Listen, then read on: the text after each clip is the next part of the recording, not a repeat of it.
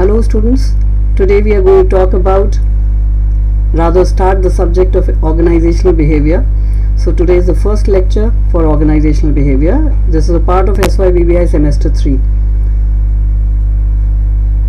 Now in this video lecture, we will basically be looking into two aspects. First, what is organizational behavior? So we'll try to understand the subject, the concept of the subject, and we'll also try to understand the goals of organizational behavior. So let's get started. Let's define organizational behavior. Before we start with the formal definition of organizational behavior, let us first try to analyze the name of this subject. Definitely we can see that this subject is made up of two words, organization and behavior. So if we try to understand the meanings of these two words, it will be better, and we'll be in a better position to understand this word or the name of the subject, organizational behavior. So let us try to understand an organization. An organization is a group of people collected to work for a common goal with collective efforts. A very simple explanation of what an organization is. A group of people. An organization is always made up of a group of people. And what are these people doing? They are collected to work for a common goal. Their goal is common, and this goal is what they all should be striving towards. So with collective efforts means the direction of their goal should be same. They are all collectively working towards that common goal. So a group of people collected to work for a common goal with collective efforts. An organization can be a small organization, a big organization. You can think of so many examples: a college, a bank, any commercial organization, so many different, any organization you can think of. It will be a group of people, and all these people are working towards a common goal with collective efforts. Now what do we mean by behavior? Behavior, we keep on talking about this word a lot. So what actually behavior means? It is verbal or physical response shown by a person as a consequence of the impact of his or her surroundings. Now what does that mean?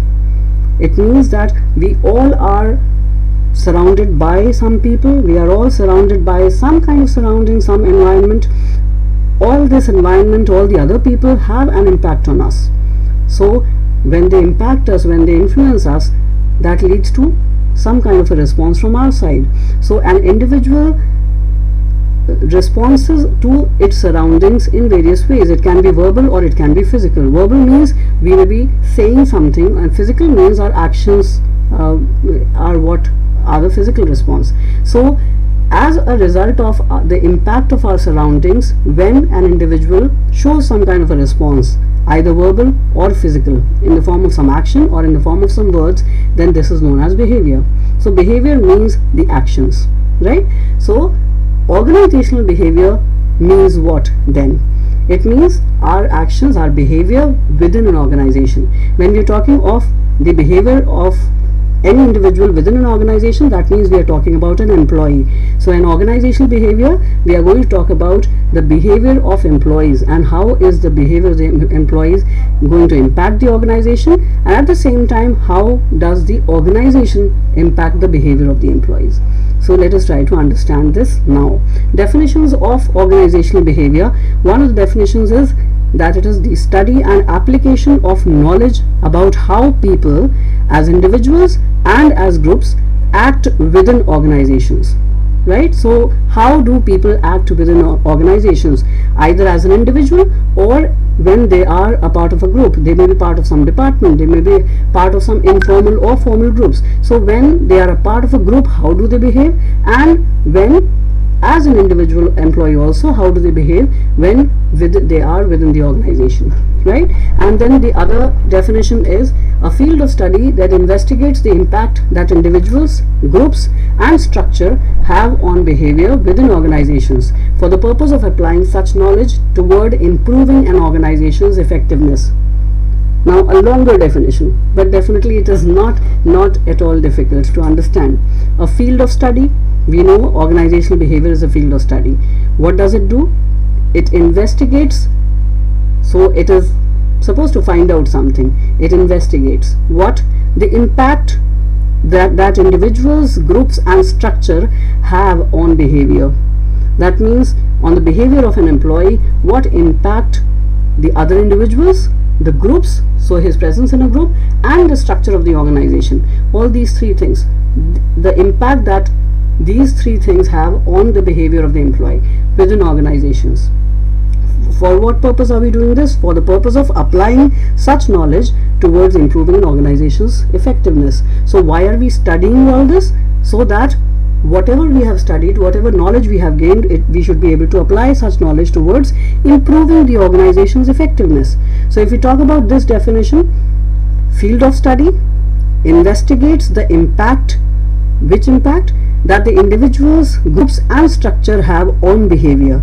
Whose behavior? The employee's behavior within organization. So behavior within organization, so we are specifically talking about individuals within the organization, so employees, for the purpose of applying such knowledge toward improving an organization's effectiveness. So the purpose of studying organizational behavior is that we should be able to improve the organization's effectiveness. Let us now try to understand the goals of organizational behavior. Goals of organizational behavior means what? That when we study organizational behavior, what should it lead to? How does it help? So let us try to understand that. First of all, by studying organizational behavior, we should be able to describe the behavior of the employees. Why is a proper description, being able to describe, how does that help? Because if we are able to describe the behavior, we are able to have a common setting. That means whatever we say, the others will be able to understand. If we talk about somebody's performance, we say somebody is quite short-tempered. Everybody understands what short-tempered is, and that is why everybody is able to understand what I am saying.